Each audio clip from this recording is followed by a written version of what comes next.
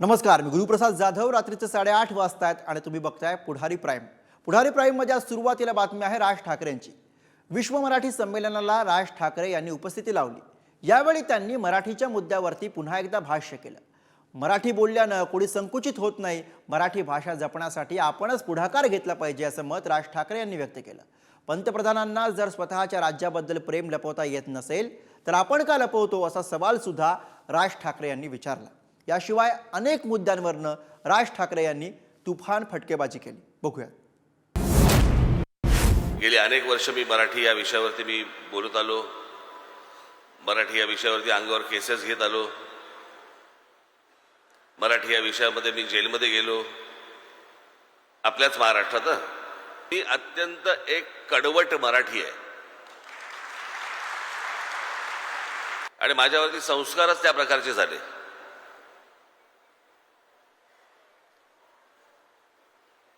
मी आजोबांचे पुस्तक रूपातनं झाले, बाळासाहेबांचे माझ्या वडिलांचे झाले, महाराष्ट्रातल्या इत्या अनेक बुजुर्ग लोकांचे झाले. आणि महाराष्ट्र ही काय ताकद आहे ही जशी जशी मला समजत गेली तसा मी जास्तीत जास्त त्याच्या प्रेमात पडायला लागलो. मला आता जून महिन्यामध्ये मला अमेरिकेला बृहन महाराष्ट्र मंडळ अमेरिका यांनी मला आमंत्रित केलेलं आहे.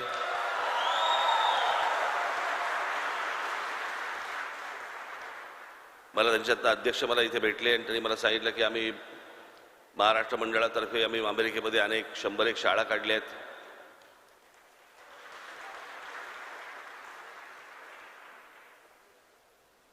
महाराष्ट्रातल्या मराठी शाळा बंद होत असताना अमेरिकेमध्ये मराठी शाळा सुरू होत आहेत, हे काही कमी आहे का?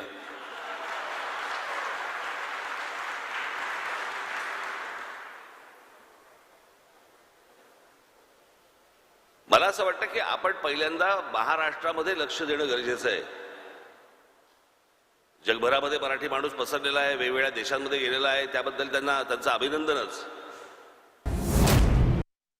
आज मराठी सोडून ज्या वेळेला मला कानावरती हिंदी ज्या वेळेला यायला लागते त्यावेळेला त्रास व्हायला लागतो. भाषेला विरोध नाही, भाषा उत्तम, पण हिंदी ही आमची राष्ट्रभाषा नव्हे. जशी मराठी भाषा आहे, जशी तमिळ भाषा आहे, जशी गुजराती भाषा आहे, जशी तेलुगू भाषा आहे, जशी इतर भाषा आहे, तशी हिंदी ही एक भाषा आहे.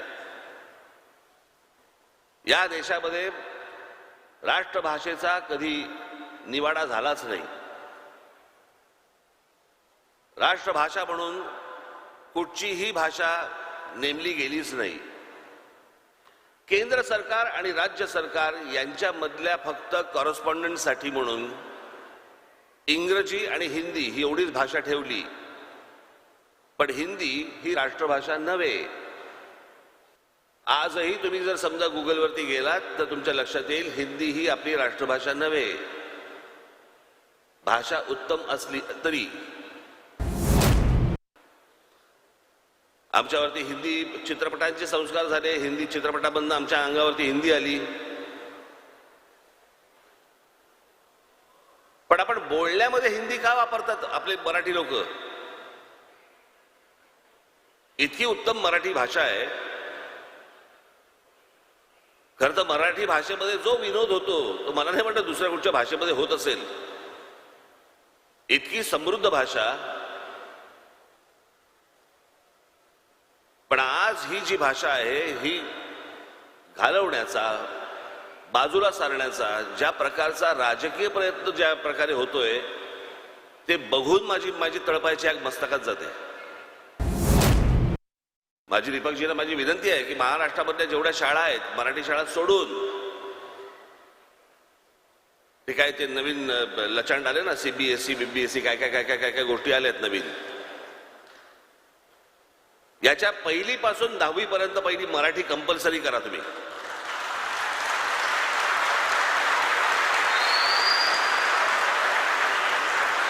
मला समजत नाही ज्या ठिकाणी तुमचा जन्म झाला, अमराठी असतील लोक, ज्या ठिकाणी तुमचा जन्म झाला, जिथे तुमची मुलं झाली आणि त्या मुलांना तुमच्या शाळेमध्ये काय शिकवलं जातं? जर्मन, फ्रेंच, जणू काय ते देश बोलवतच आहे ना, की या रे मुलांनो या, आमची लोकसंख्या वाढवा.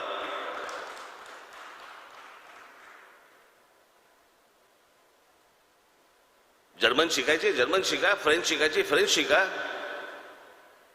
चायनीज शिकायचे चायनीज शिका, खूप भाषा शिका. पण जिथे राहताय तिथली स्थानिक मातृभाषा तर शिका पहिली. मराठी बद्दल बोलल्यानंतर तुम्ही लगेच कोणतरी म्हणणार की हे संकुचित आहेत. कशासाठी संकुचितपणा?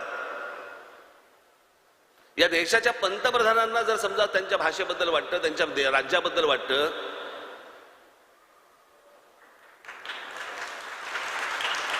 की जगामधला मोठा सर्वात मोठा स्टॅच्यू ऑफ लिबर्टी पेक्षा मोठा पुतळा कुठे बांधावा असा जर पंतप्रधान वाटतं, तो गुजरातमध्ये बांधावा असा वाटतो.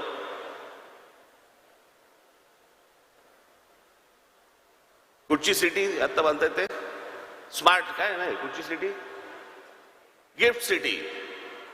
गिफ्ट सिटी जर आमच्या पंतप्रधानांना समजा असं वाटत आहे की बाबा ती गुजरातमध्ये बांधावी, महाराष्ट्रात नको, तामिळनाडूमध्ये नको, बंगालमध्ये नको, अजून कुठे नको.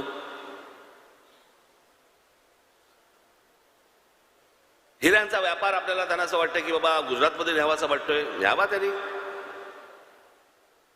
माझं असं म्हणणं आहे की पंतप्रधानांना स्वतःच्या राज्याबद्दल जर समजा प्रेम लपवता येत नसेल, तुम्ही आम्ही का लपवतोय?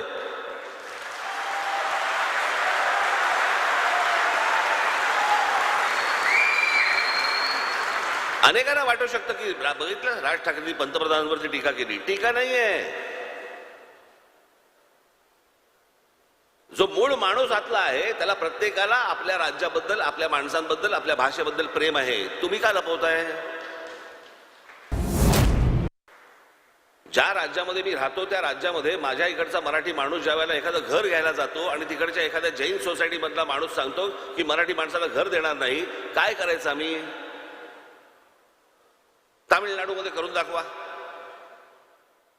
पश्चिम बंगालमध्ये करून दाखवा, असं गुजरातमध्ये करून दाखवा, आसाममध्ये करून दाखवा, आंध्र प्रदेशमध्ये करून दाखवा, केरळामध्ये करून दाखवा की तिकडच्या स्थानिक माणसाला घर दिलं जात नाही, पैसे असून सुद्धा. हे महाराष्ट्रात का होतं? कारण आमचं बोटचेपे धोरण. आम्हीच पहिले मागे हटतो. बाबा नसेल जागा त्याच्याकडे, आता काय करणार? जाऊन दे ना, सोडून दे, दुसरी बिल्डिंग बघणं कशासाठी?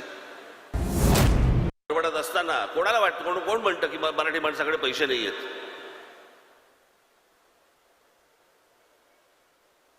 हे स्वतःच्या गल्लीच्या बाहेर पडत नाहीत, ते तर्क मांडत असतात की मराठी माणसाकडे. एकदा महाराष्ट्र फिरा, मग तुम्हाला कळेल मराठी माणूस कुठे आहे.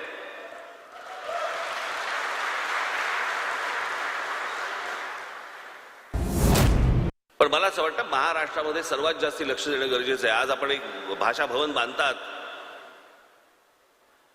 कुसुमाग्रजांचं एक वाक्य आहे फार सुंदर, स्वातंत्र्य देवतेची विनवणी नावाचं एक त्यांची कविता होती, मी मध्यंतरी वाचून दाखवली होती. त्यातलं एक वाक्य फार सुंदर वाक्य आहे. भाषा मरता देशही मरतो, संस्कृतीचाही दिवा विझे. भाषा मेली की सगळं संपलं.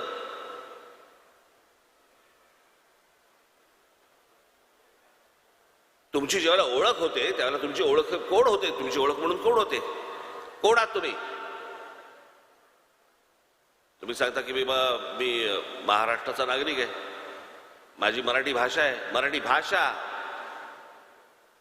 मराठी भाषा ही तुमची ओळख आहे, महाराष्ट्र ही तुमची ओळख आहे. ती ओळख आपण पुसून टाकतो.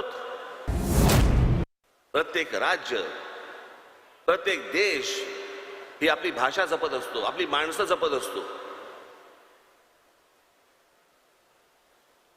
आज देशामधल्या, भारताच्या देशामध्ये प्रत्येक राज्य आपापली माणसं जपतात, आपली लोक जपतात, आपली भाषा जपतात.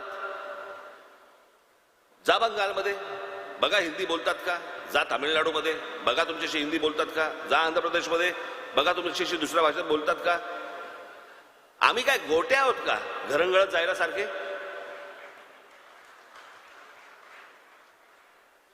आम्हीच का घरंगळत जातो दुसऱ्या भाषेमध्ये? माझी फक्त आपल्याला सगळ्यांना विनंती आहे, मराठी भाषा भवन होईल, सगळ्या गोष्टी होतील, माझी आपल्या सगळ्यांना विनंती आहे, कोणी समोर येऊ देत, आपण मराठीत बोला.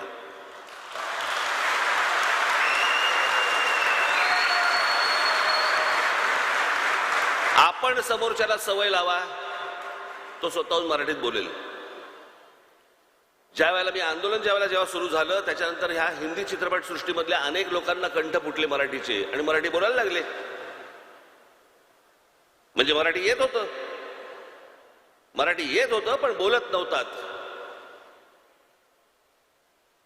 माझं असं म्हणणं आहे की बरं, समोरचा मराठी बोलताना चुकला, हसू नका.